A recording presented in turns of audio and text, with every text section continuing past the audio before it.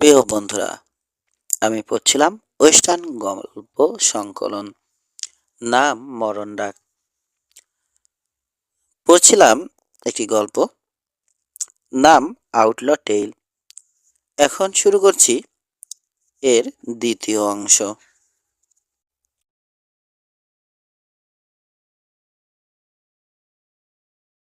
ওর পরনের প্যান্ট এবং পায়ে পলিশবিহীন বুটজোড়ার রঙও কালো। গায়ে লম্বা ফরকোটের নিচে দুধ সাদা লিনেন শার্ট, গলায় পরন্য পুরনো আমলের কালো টাই। ওর চোখজোড়া ছাড়া আর কোথাও কোনো অস্বাভাবিকতা চোখে পড়ে না। চোখজোড়ার রং গায়ে পড়া লিলেন শার্টটার মতোই সাদা, অনুভূতিহীন। নিজেকে উইলসন টাইলার বলে পরিচয় দিল সে, একজন পিস্টার। চোরস্টার বাণী প্রচারের উদ্দেশ্যে ক্যান্সার যাচ্ছে। দেখা মাত্র লোকটাকে অপছন্দ হলো এডিতের, বিশেষ করে তার চোখজোড়া। শীতল দৃষ্টির সামনে কেন যেন বুক কেঁপে উঠছে। কিডো পছন্দ করছে না লোকটাকে, সারাক্ষণ চোখে চোখে রাখছে। কোমরে গানবেল্ট পরেনি পেসার, তবে ওর স্যাডল ব্যাগ থেকে একটা উইনচেস্টার রাইফেলের মাজল উকি দিচ্ছে, তেলমাখা চকচকে। বোঝা যায় বেশ ভালোই যত্ন নেয়। কিড নিশ্চিত পেসারের ফরকটের নিচে কোথাও এক বা একাধিক অস্ত্র লুকানো আছে। রাতের সাফারের আগে গ্যারি ট্রেডার কিডের দিকে অর্থপূর্ণ দৃষ্টিতে তাকিয়ে নিচু গলায় বলল, কি বুঝছো? ওকে কি সাধারণ কোনো বিচার মনে হচ্ছে? ও, মাথা দোলালো কিড। বোধহয় ছদ্মবেশ নিয়েছে। কোটের তলা থেকে অস্ত্র বেরিয়ে এলেও অবাক হব না, কিংবা হাতার ভিতর থেকে ডেরেঞ্জার। আগুনের পাশে বসেছে পেসার, জ্যাকের সঙ্গে অবিরাম বকবক করে চলেছে। রাতে ওদের সঙ্গে ক্যাম্প করলো পেসার, এডির রান্না করা খাবার খেলো। কিরের কেন যেন মনে হচ্ছে লোকটা কোনোভাবে রাসলারদের সঙ্গে জড়িত। খাওয়া থামিয়ে চট করে কিডের দিকে তাকালো টাইলার, যেন ওর মনের কথা বলতে পেরেছে। আমি তোমাকে মনে হয় আগেও কোথাও দেখেছি ব্রাদার। ঈশ্বরের কাজে অনেক জায়গায় যেতে হয় তো। অস্বাভাবিক নয়, জবাবে কিড বলল। তবে আমি তোমাকে কোথাও দেখেছি বলে মনে পড়ছে না পিসার। আমি নিজেও নানা কাজে অনেক জায়গায় ঘুরেছি। এমনও হতে পারে যে আমি তোমাকে অন্য কারো সঙ্গে গুলিয়ে ফেলেছি। সে যাই হোক, লোকটা তোমাকে কি নামে ডাকে? লোকজন তোমাকে কি নামে ডাকে ব্রাদার? কিড? শুধু কিড? না, রিও কিড। নামটা বলেই তীক্ষ্ণ দৃষ্টিতে পিচারের দিকে তাকালো কিড। কোনো ভাবান্তর নেই। অন্ধকার জগতের কেউ হয়ে থাকলে রিও কিডের নাম শুনবে না, এটা হতেই পারে না। তবে তার প্রতিক্রিয়াহীন অভিনয় বুঝিয়ে দিচ্ছে লোকটা খুবই ধুরন্ধর। কথার মোড় ঘোরালো যাজক নিজেই। বাইবেলের উদ্ধৃতি দিয়ে আলোচনা শুরু করলো। কারো কোনো আগ্রহ না দেখলেও বেশ কিছুক্ষণ বকবক করে গেল সে। আর চোখে কিডের দিকে নজর রাখছে, বিশেষ করে ওর কোমরে নিচু করে বাঁধা হোলস্টারে পিস্তল জোড়ার উপর থেকে চোখ সরাচ্ছে না কিছুতেই। অবশেষে সবাইকে শুভরাত্রি জানিয়ে ঘুমোতে গেল টাইলার। খুব ভোরে বিছানা ছাড়ল সে। নিঃশব্দে বুটজোড়া পরে নিয়ে এডি যেখানে শুয়েছে সেখানে এসে দাঁড়ালো। গরমকাল বলে কম্বল গায়ে দেয়নি এডি। ছেলেদের লুজ ফিটিং শার্টের তলায় পুরুষ্ট বুক ওঠানামা করছে নিঃশ্বাসের সঙ্গে। মোহবৃষ্টির মতো তাকিয়ে আছে প্রেসার, চোখ সরাতে পারছে না। হঠাৎ পেছনে একটা শব্দ শুনে জমে গেল সে। চট করে ফর কোটের পকেটে হাত ঢোকালো। শুভ সকাল প্রেসার, চাপা কণ্ঠে বলল কিড। পরিবেশটা খুব সুন্দর, তাই না? হ্যাঁ, খুবই সুন্দর, জবাবে যাজক বলল। আসলে মহান স্রষ্টার সকল সৃষ্টি সুন্দর, সেজন্য তার কাছে আমাদের কৃতজ্ঞ থাকা উচিত। তাই বলে যাদকদের মোহাবিষ্ট হওয়া চলে না পিচার। যাজকরাও মানুষ, মাঝে মধ্যে লক্ষ্যভ্রষ্ট হতেই পারে। তবে সেজন্য স্রষ্টার কাছে অকুণ্ঠ চিত্রে ক্ষমা চাইতে হয়। তাহলে কাজের কথায় আসা যাক। নীরস কণ্ঠ ক্ষীরের। তোমার ডান হাতটা কোটের পকেটে। ওখানে লুকানো জিনিসটা বের করে আনতে চাইলে সে চেষ্টা এখনই করতে পারো। পরিষ্কার শোডাউনের আহ্বান। বুঝতে পারছে টাইলার।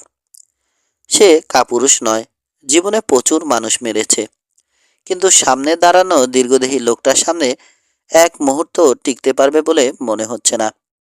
ও যদি সত্যি দ্য রিও কিড হয় তাহলে তো কথাই নেই। রিও কিড সম্পর্কে অনেক গল্পই শুনেছে সে, বিশেষ করে থাপটোডিন ম্যাসাকার কিংবা হর্সশু ভ্যালি ও টেইলস অ্যান্ড শহরে ও তাণ্ডবের কথা পশ্চিমের কেই বা না জানে। খুব সাবধানে কোটের ভেতর থেকে হাত বের করলো টাইলার, যেন কিড স্পষ্ট দেখতে পায়। এভাবে, তুমি আমাকে ভুল বুঝেছ ব্রাদার। মুখে অসন্তোষের ভাব ফুটিয়ে তুলে বলল সে। প্রতিঘাত ও যমদূত দ্রষ্টব্য। আমার হাতটা খালি, কোটের পকেটেও কিছু নেই। আমি একজন দরিদ্র প্রিসার মাত্র, ঈশ্বরের সেবক। সকালে পেট পুড়ে নাস্তা খেল প্রিসার, তারপর প্রস্থানের প্রস্তুতি নিল। ও স্পষ্ট বুঝতে পারছে এরা ওকে আন্তরিকভাবে নেয়নি, বরং সন্দেহ করছে। বুড়ো গ্যারি ট্রেডারকে আড়ালে ডেকে নিয়ে জ্যাক বলল, একজন পিসার কখনো এভাবে রাক্ষসের মতো খায় না। ও মনে হয় একটা প্রতারক। তুমি ঠিকই বলেছ, মাথা দুলিয়ে একমত হলো রানচার। ও একটা ঠগ, জোচ্চোর হওয়ার সম্ভাবনাই বেশি। স্যাডলে উঠে ওদের দিকে তাকালো পিচার। বলল, ঈশ্বরের সেবকরা এক জায়গায় স্থির থাকতে পারে না ভাইরা। ঈশ্বরের ডাকে পথ চলতে থাকে ওরা। এখন আমাকে দ্রুত ছুটতে হবে, এমনকি তোমাদের গরুগুলোর তুলনায় অনেক বেশি দ্রুত। তোমাকে মনে হয় আমরা বুঝতে শুরু করেছি। তির্যক দৃষ্টিতে ওর দিকে তাকিয়ে বলল গ্যারি ট্রেডার। কাজ জাগালো টাইলার। বলল, মাত্র একদিনের পরিচয়ে একজন মানুষকে পুরোপুরি বুঝতে পারা সম্ভব নয় ব্রাদার। সে যাই হোক, তোমাদের চমৎকার আতিথেয়তার জন্য ধন্যবাদ। ভবিষ্যতে হয়তো অন্য কোথাও ভিন্ন কোনো পরিবেশে দেখা হবে আবার তোমাদের সঙ্গে। তখন হয়তো আমরা একে অপরকে আরো ভালোভাবে জানতে পারবো। ঈশ্বর তোমাদের মঙ্গল করুন। উত্তরে ঘোড়া ছোটালো টাইলার। কয়েক মিনিটের মধ্যে দিগন্তের কোলে হারিয়ে গেল। লোকটা আবার দেখা হবে বলে প্রচ্ছন্ন হুমকি দিয়ে গেল কিনা সেটা বুঝতে পারছে না কিড। আমি ওকে পছন্দ করিনি, বলল এডি। যদিও একজন যাজক সম্পর্কে ওভাবে বলা ঠিক হচ্ছে কিনা বুঝতে পারছি না। অবশ্য যদি সে সত্যিকারের যাজক হয়, বলল জ্যাক। তার মানে তুমি ওকে যাজক নয় বলে সন্দেহ করছো? করছি, এবং আমার ধারণা সঠিক বলেই মনে হচ্ছে। আমার মনে হয় ও চলে গেলেও দূর থেকে ঠিকই আমাদের উপর নজর রাখবে। নিরীহ ভেড়ার চামড়া পরা ধূর্ত সিগাল আগেও দেখেছি আমি। ডাইভ শুরু হলে ঘোড়া নিয়ে কিডের পাশে এলো বুড়ো গ্যারি ট্রেডার। বলল, গতিক মোটেই সুবিধের মনে হচ্ছে না মিস্টার কিড। কাল সন্ধ্যায় টাইলার আসার পর থেকে কেমন জানি লাগছে আমার। হ্যাঁ, মাথা দোলালো কিড। আমারও ভয় হচ্ছে। আমার ধারণা লোকটাকে স্কাউট হিসেবে পাঠিয়েছে রাসলাররা, পিচারের ছদ্মবেশে আমাদের প্রকৃত অবস্থা এবং অবস্থান বুঝে নেয়ার জন্য। তোমার ধারণা সঠিক হবার সম্ভাবনাই বেশি মিস্টার কিড। তাছাড়া ও মিস এডির দিকে যেভাবে তাকাচ্ছিল সেটা আমার মোটেই পছন্দ হয়নি। ওকে কোনো ছুতো ধরে কাল রাতেই নিকেশ করে দেয়া উচিত ছিল তোমার। কিন্তু ওকে নিকেশ করে দিলেও সব সমস্যার সমাধান হতো না মিস্টার ট্রেডার। একটু ঝুঁকি নিয়ে হলেও আরো বেশি আরো বেশি কিছুর মোকাবেলা করতে হবে আমাদেরকে। সব জানতার মতো মাথা দোলালো বুড়ো রানচার। বলল, তোমার কথা বোধহয় বুঝতে পারছি আমি মিস্টার কিড। 6 রাত নামার ঘন্টাখানেক আগে ক্যাম্প করলো ওরা। কিডের পরামর্শ মতো এডি আজ পুরো দিন মাত্র কয়েকশো গজ দূরে ওদের দৃষ্টিসীমার মধ্যে ওয়াগন চালিয়েছে। দিনের আলোয় কোনো আক্রমণের আশঙ্কা করছে না ওরা, তবু বাড়তি সতর্কতার কোনো কমতি নেই কারো মাঝে। সামনে একটা নদী পড়বে। সকালে ওটা পেরোবার সিদ্ধান্ত নিয়েছে গ্যারি টেরার। এখানকার নদীগুলো পূবের নদীর মতো অত চওড়া নয়, সংকীর্ণ ও অগভীর চ্যানেল বিশেষ। তবে পাহাড়ি এলাকায় হওয়ায় পাড়গুলো বেশ খাড়া। একটা রিভার ক্রসিং পেরোনো যে কোনো ক্যাটল ডাইভের জন্য কঠিন এবং বিপজ্জনক একটা কাজ। পানির গন্ধ পেয়ে অন্ধের মতো ছোটে গরুগুলো। সময় মতো নিয়ন্ত্রণ করা না গেলে 8 থেকে 10 ফুট নিচে ছোট বড় বোল্ডারের উপর পড়ে হাড়গোড় ভাঙতে পারে। এ অবস্থায় পড়লে 5-10 মিনিটের মধ্যে অর্ধেকে নেমে আসতে পারে একটা পালে গরুর সংখ্যা। বুড়ো গ্যারি তার গরুর পালকে রাতে নদী থেকে দূরে রাখতে চাইল, যাতে পানির গন্ধ পেয়ে অস্থির হয়ে না ওঠে গরুগুলো। দুপুরের দিকে নদী পার হবার পরিকল্পনা ওর, যাতে রাতে নদী থেকে অনেক দূর এগিয়ে ক্যাম্প করতে পারে। সপ্তাহখানেক ধরে আবহাওয়া খুব গরম। দিনের বেলা মাথার উপর অকাতরে উত্তাপ বিলোচ্ছে সূর্যটা, যেন পুরো পৃথিবীটাকে কিমা বানিয়ে খেয়ে ফেলার পণ করেছে। টেক্সাস কিংবা তারও দক্ষিণ থেকে বয়ে আসা বাতাসও বেশ গরম। রোদে জ্বলা শুকনো ঘাস নাড়িয়ে দিয়ে যায় বাতাস। এই প্রচণ্ড গরমে সাপ খোপও গর্ত থেকে বেরোয় না। রাতের বেলাতেও আবহাওয়া বেশ গরম থাকে। কুকুররা কম্বল গায়ে দেয় না, মাটিতে বিছিয়ে শোয়। সন্ধ্যার দিকে দূর দিগন্তে কালো মেঘ জমে উঠল। বিজলির চমক এবং বজ্রের গুরুগুরু ডাকও শুনতে পেল ওরা।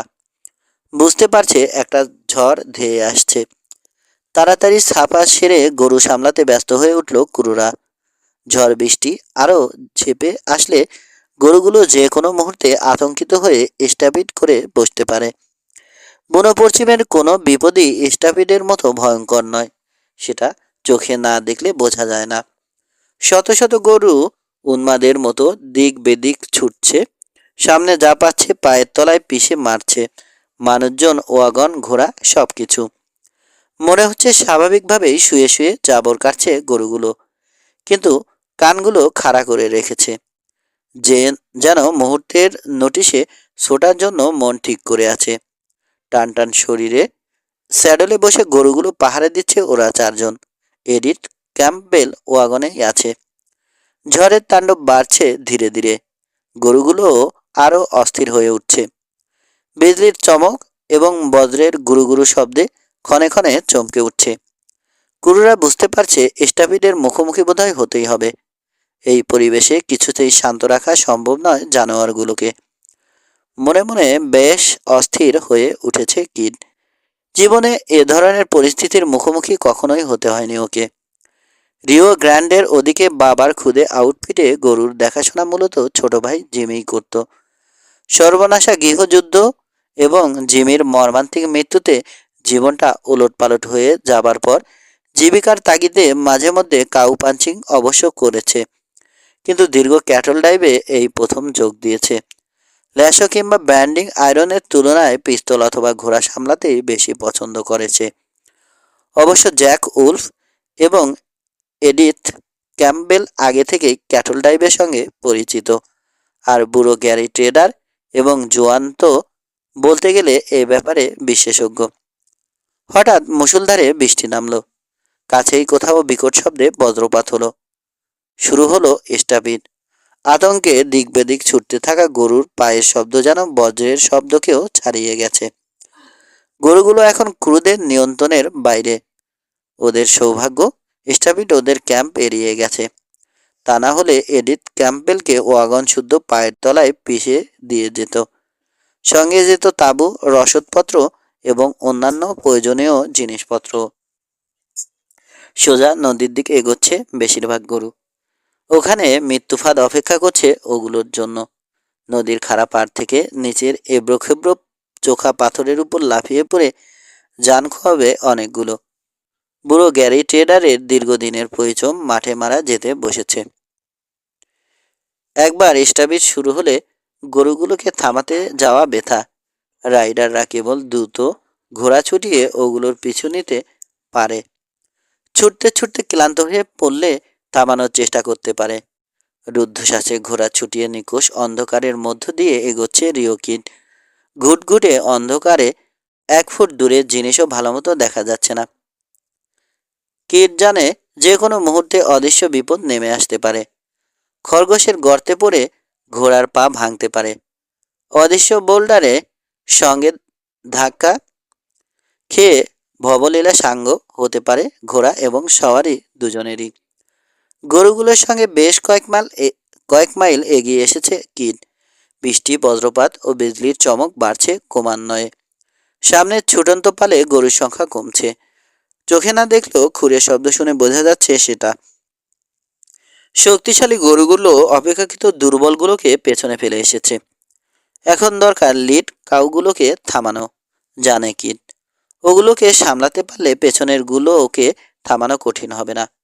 কিন্তু আসল বিপদ হলো নদীটা কত দূরে সেটা সে জানে না।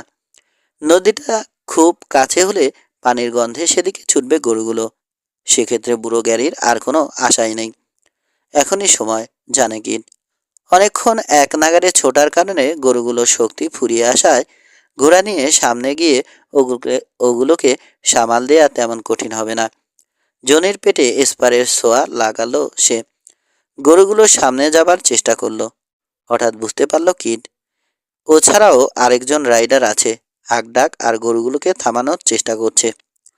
হঠাৎ রাইডারের ঘোড়াটা জোরে চেঁচিয়ে উঠল। ঠিক তখনই বিজলি চমকানোয় তার আলোকে কিড দেখতে পেল বুড়ো রানচারের কাউপনি ঘোড়াটা মাটিতে পড়ে লাফাচ্ছে। কয়েক ফুট দূরে অসহায়ের মতো দাঁড়িয়ে বুড়ো। পেছনে ধেয়ে আসছে আরও এক পাল গরু। ঘোড়া ঘুরিয়ে বিদ্যুৎ বেগে ছুটল কিড।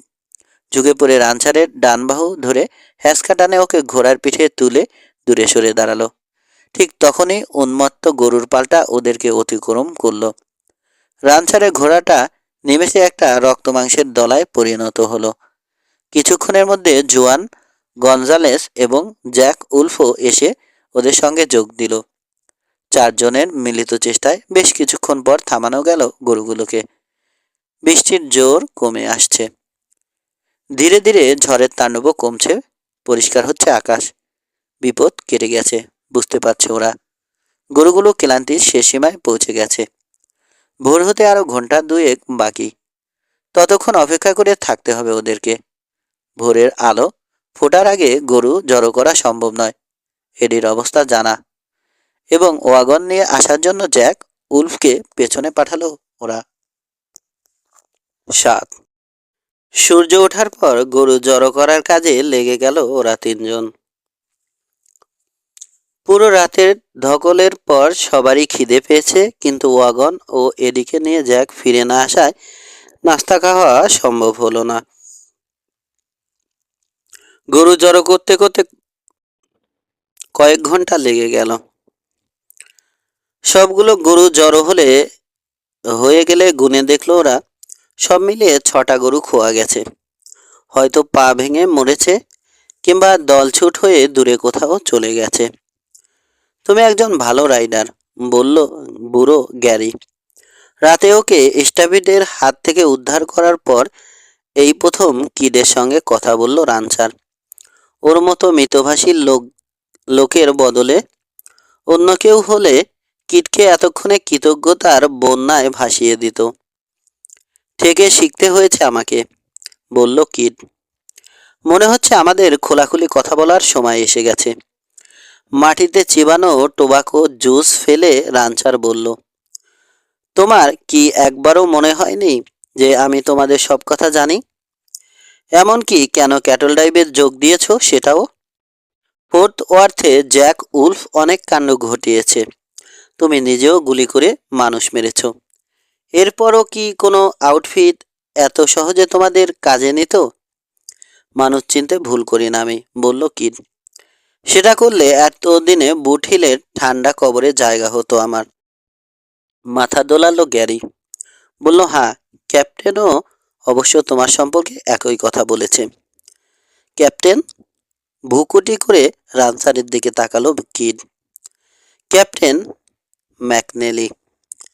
পোর্ট ওয়ার্থের কেউই জানে না যে আমি রানচিং শুরু করার আগে এককালে টেক্সাস রেঞ্জার্স ছিলাম।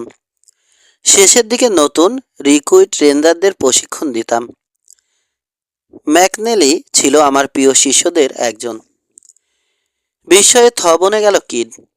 আপদ মস্তক পর্যবেক্ষণ করতে লাগলো বুড়োকে। উদাস চোখে দূর দিগন্তের দিকে তাকিয়ে গ্যারি ট্রেডার। ওর পুরো জীবনটাই বিপদ আর অ্যাডভেঞ্চারের মধ্য দিয়ে কেটেছে। আমরা এখন পরস্পরকে জানি, বলল রানসার। আমার মনে হয় আর দেরি না করে সবাইকে নিয়ে আলোচনায় বসা উচিত। হ্যাঁ, মাথা দোলালো কিড। সময় দ্রুত ফুরিয়ে যাচ্ছে। যা করার তাড়াতাড়ি করতে হবে। ওই পিচারকে মোটেই বিশ্বাস করিনি আমি। ও হয়তো এতক্ষণে আউটলদের সঙ্গে যোগ দিয়ে আমাদেরকে আক্রমণের পরিকল্পনা করছে। জ্যাক এবং মেয়েটাকে দেখেই চিনেছে টাইলার। সেক্ষেত্রে ওরাই হবে ওদের মূল টার্গেট। গরুগুলো পাওয়া যাবে বোনাস হিসেবে। আমার বিশ্বাস আউটলরা আমার এবং তোমার পরিচয় জানে না। সেক্ষেত্রে ওরা কিছুটা অসতর্ক থাকলেই আমাদের সুবিধে। ভুলেও ভেবো না সেটা ম্যান। তোমাকে দেখেই সে আন্দাজ করে নিয়েছে যে তুমি সাধারণ কেউ নও। এতক্ষণে হয়তো পুরনো ম্যাগাজিন ট্যাগাজিন ঘেটে তোমার আসল পরিচয়ে ও জেনে ফেলেছে। অবশ্য আমার রেঞ্জার কানেকশন ওদের না জানারই কথা। তবে ওরা যখন আসবে খুব দ্রুতই আসবে এবং কোনো রকম ঝুঁকি না নিয়ে সবাইকে একসঙ্গে খুন করে নিরাপদে গরু নিয়ে সটকে পড়তে চাইবে। বোধহয় তোমার কথাই ঠিক, মিস্টার ট্রেডার। ও ধরনের লোকেরা প্রতিপক্ষকে কোনো সুযোগই দিতে চায় না। এমনকি একটা ইঁদুর মারার জন্য শটগান ব্যবহার করে ওরা। তুমি এখন কি করতে বলো ম্যান? জানতে চাইল রানচার। অবশ্য আমার কিছু নিজস্ব প্ল্যানও আছে। তবুও আমাদের আলাপ আলোচনার মাধ্যমে সিদ্ধান্ত নেওয়া উচিত।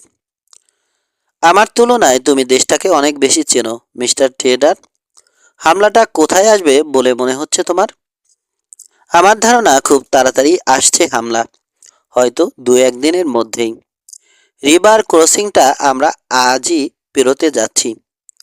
ওখান থেকে মাইল 10 উত্তরে একটা বুনো পথ দিয়ে যেতে হবে আমাদেরকে। মাইল 3 চওড়া সেটা, বুনো গাছপালায় ঢাকা। ড্র ওয়াশের মধ্য দিয়ে এগোবো আমরা।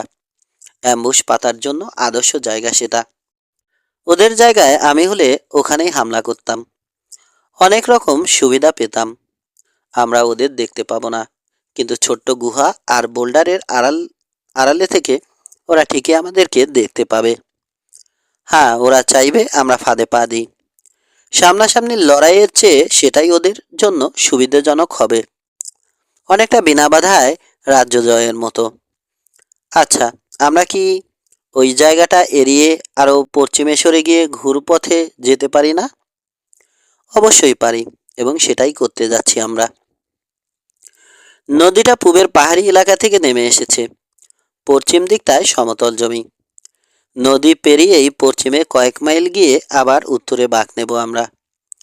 এতে অবশ্য সময় একটু বেশি লাগবে, কিন্তু সেটা কোনো বড় ব্যাপার নয়। তাছাড়া আরও একটা কাজ করতে পারি আমরা। দিনে বিশ্রাম নিয়ে রাতের ড্রাইভ। রাতের বেলা ছুটন্ত গরুকে আক্রমণ করা সহজ হবে না রাসলারদের পক্ষে। তাছাড়া আমরাও অন্ধকারের আড়াল পাব। চমৎকার আইডিয়া, উচ্ছ্বসিত কণ্ঠে বলল রানচার। তোমার সম্পর্কে ক্যাপ্টেন এক বিন্দু বাড়িয়ে বলেনি আমাকে।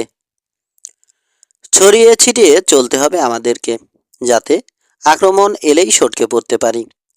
তারপর আবার একত্রিত হয়ে ওদেরকে টেইল করতে হবে। অবশ্য সেক্ষেত্রে গরুর মায়া ছাড়তে হবে আমাদেরকে। ম্যাকনেলিও আমাকে একই পরামর্শ দিয়েছে। আর গরুর দামের কথা কখনোই ভেবো না। এ ব্যাপারে নিশ্চিত থাকতে পারো যে ওগুলো হারালে আমি পথে বসবো না। তাছাড়া আউটল দলটাকে নির্মূল করে টেক্সাসের এত বড় উপকারে লাগার তুলনায় সামান্য কটা গরু হারানো কোনো ব্যাপারই না। আমি ওদেরকে কতটুকু বলবো মিস্টার টেডার? জানতে চাইল কিড। সব কিছুই খুলে বলো।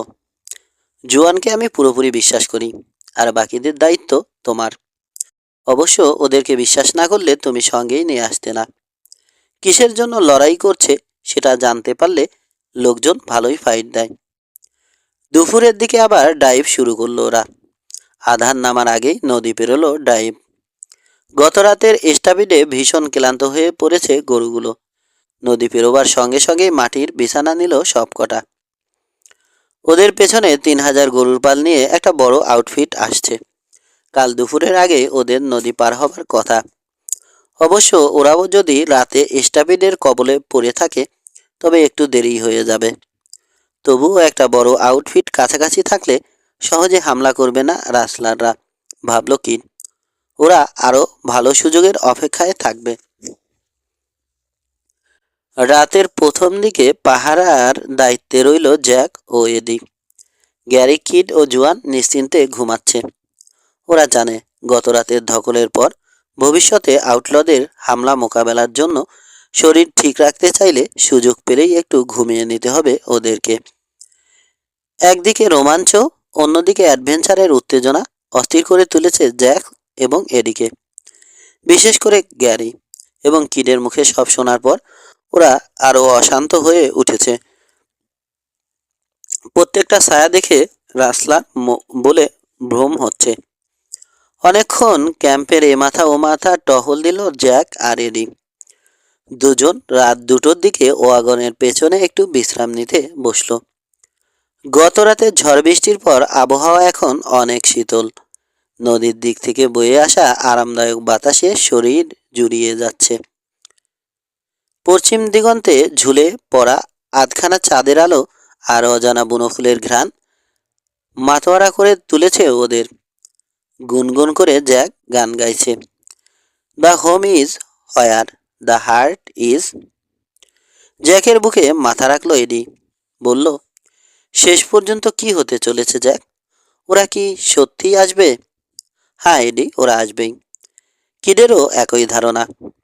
এসব ব্যাপারে ওর মতো ভালো পৃথিবীর আর কেউই জানে না। আমি জানি জ্যাক। এটাও জানি যে মিস্টার ট্রেডার একজন টেক্সাস রেঞ্জার ছিলেন। জোয়ানও লড়াইয়ের সঙ্গে পরিচিত। সময় হলে আমি কি তোমাদের পাশে দাঁড়াতে পারবো, নাকি ভয়ে ভেঙে পড়ব? তুমি পারবে এডি, তোমাকে পারতেই হবে। প্রথমে একটু ভয় যে কোনো মানুষেরই হয়। প্রাথমিক ভীতি কাটিয়ে ওঠার পর হিংস্র হয়ে উঠতে পারে একজন নিরীহ মানুষও। এমনকি আমিও প্রত্যেকটা লড়াইয়ের আগে একটু দ্বিধাগ্রস্ত হয়ে পড়ি। অবশ্য রিও কিডের কথা আলাদা। ডর ভয় বলতে কোনো কিছু ওর মধ্যে নেই। হ্যাঁ, আমাকে পারতেই হবে জ্যাক, দীর্ঘ শোনালো মেয়েটার কণ্ঠ।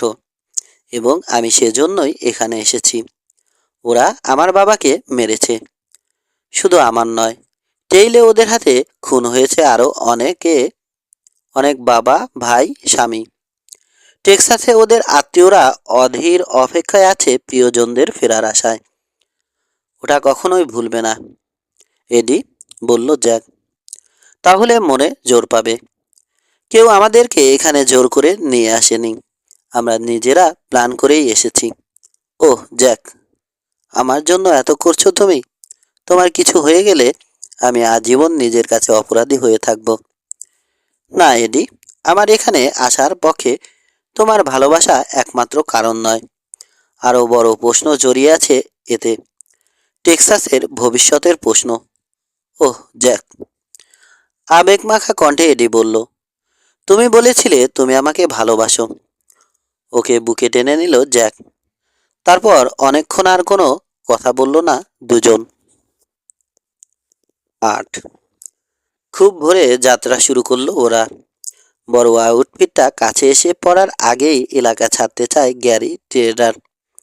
নদীকে বামে রেখে একটু দূর দিয়ে পশ্চিমে এগোলো ওরা, যাতে পানির শব্দ কিংবা গন্ধ গরুগুলোকে চঞ্চল করে তুলতে না পারে। পুরো দিন এক নাগারে পথ চলল ওরা, এমনকি সন্ধ্যায় ক্যাম্প করার জন্য থামল না।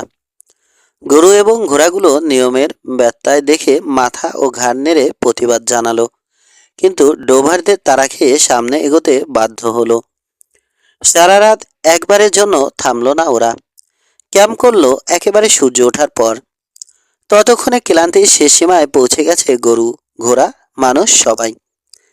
কি মনে হয়, হামলা কি আজ রাতেই হবে? ব্রেকফাস্টের ফাঁকে কিডের কাছে জানতে চাইল জ্যাক। না, আজ রাতে নয়, বলল কিড। আগামীকাল কিংবা পরশু হতে পারে। আজ রাতে নয় কেন? অস্থির শোনালো জ্যাকের কণ্ঠ। যা ঘটার তা তাড়াতাড়ি ঘটে গেলে খুশি হই। এত অস্থির হচ্ছ কেন? ভুরু কোচকালো কিড। হামলা দেরিতে এলে তো ক্ষতি নেই, আমরাও তৈরি হবার জন্য সময় পাব। তাছাড়া মানুষ শিকারের জন্য উতলা হয়ে ওঠা ভালো নয়। ওদেরকে মানুষ বললে মানুষকে কি বলবে কিড? ঘৃণা ঝরে পড়ল জ্যাকের কণ্ঠে। ওদের বেঁচে থাকার কোনো অধিকারই নেই। তোমার সঙ্গে আমি একমত জ্যাক, কিন্তু আমাদেরকে মাথা ঠান্ডা রেখে এগোতে হবে।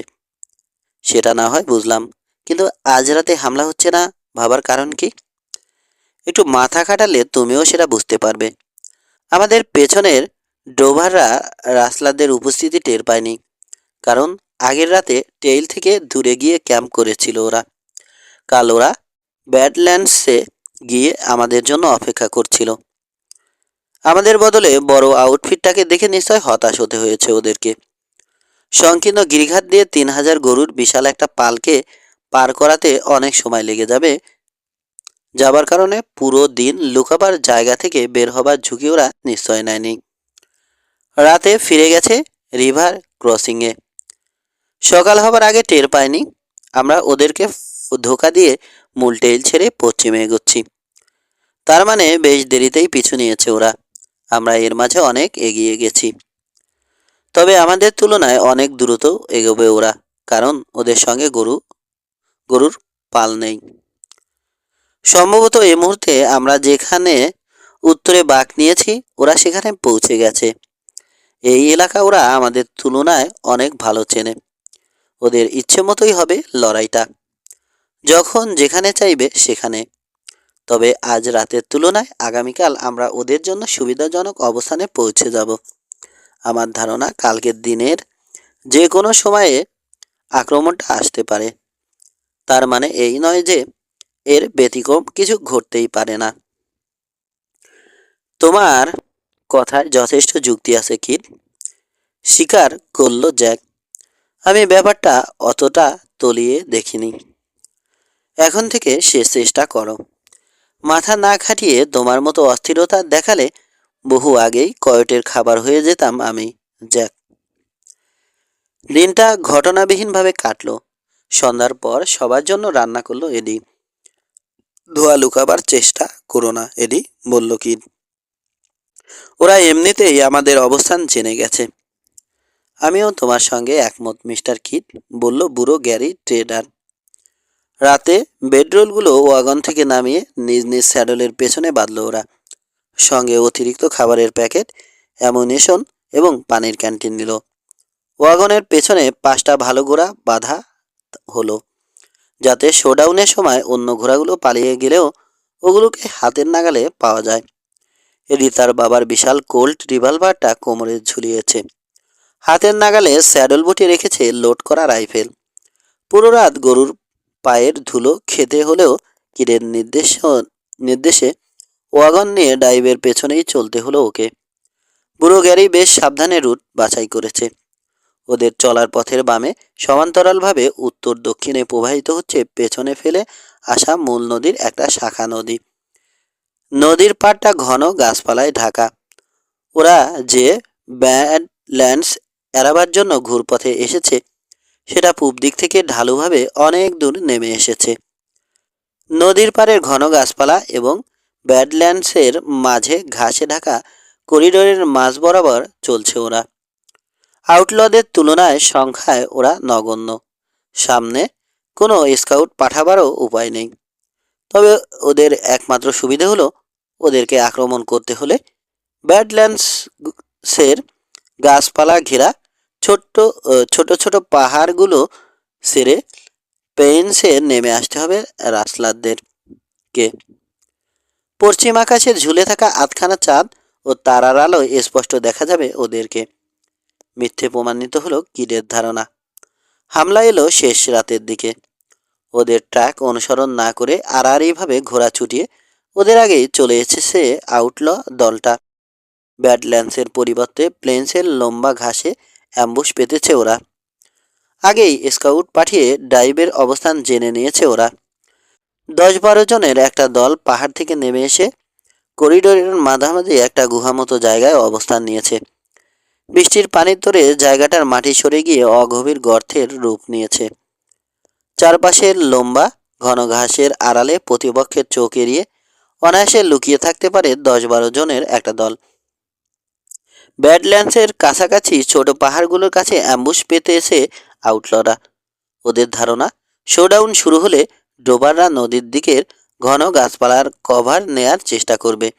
সেখানে ওদের জন্য অপেক্ষা করছে সাক্ষাৎ যমদূত। আউটলদের মূল দলটা ওখানেই অবস্থান নিয়েছে। পাহাড়ের ভেতর ওদের 2-3 জন ঘোড়া নিয়ে অপেক্ষা করছে। গোলাগুলি শুরু হলে ঘাসের ভেতর লুকানো লোকগুলোর জন্য ঘোড়া নিয়ে আসবে। স্বাভাবিক নিয়মে ডাইভ করছে টেক্সানরা। সতর্কভাবে ডানে বাঁয়ে তাকাচ্ছে, যাতে ঘোড়ায় চড়া আউটলদের দেখতে পেলেই সঙ্গে সঙ্গে অ্যাকশনে যেতে পারে। ডাইভের সামনে চলা লিড কাউগুলো প্রথম বিপদ টের পেল। শেষ রাতের মৃদু মন্দ বাতাসে শত্রুর গায়ের চিমসে গন্ধ পেয়ে অস্থিরভাবে মাথা ঝাঁকাতে শুরু করলো গরুগুলো। ডানে বাঁয়ে সরে যেতে চাইল। গরুগুলোর আচরণের পরিবর্তন কিডের আগেই টের পেল গ্যারি ট্রেডার। দীর্ঘদিন এ লাইনে আছে, গরুর আচার আচরণ ভালোই বোঝে। হঠাৎ বুনো এক হুঙ্কার ছেড়ে পিস্তল বের করে আকাশের দিকে গুলি ছুড়ল রানচার। বাকিরাও ওকে দেখা দেখি তাই করল।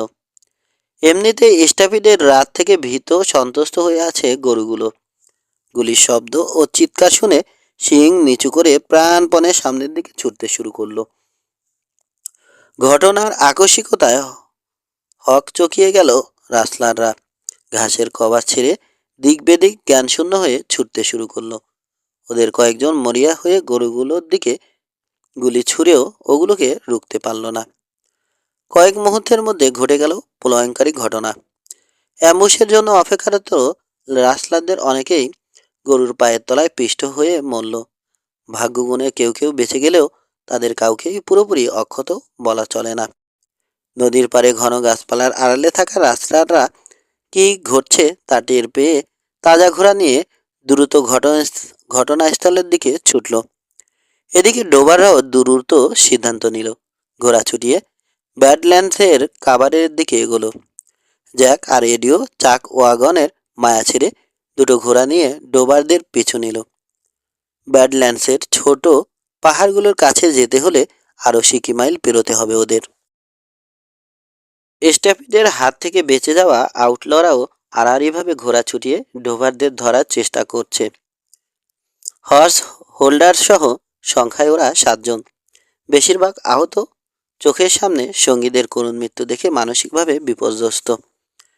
প্রাণপণে ছুটছে ডোবাররা।